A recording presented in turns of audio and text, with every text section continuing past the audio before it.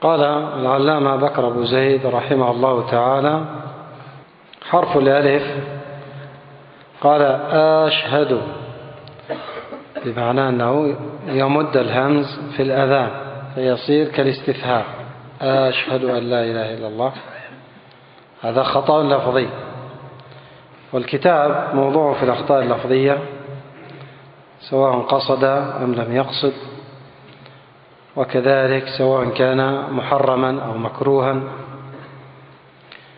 قال أشهد يعني أن بعض المؤذنين يذكر الهمز بالمد فيصير كالاستفهام، كأنه يسأل يقول أشهد أن لا إله إلا الله أو أم لا أشهد، أشهد أن لا إله إلا الله.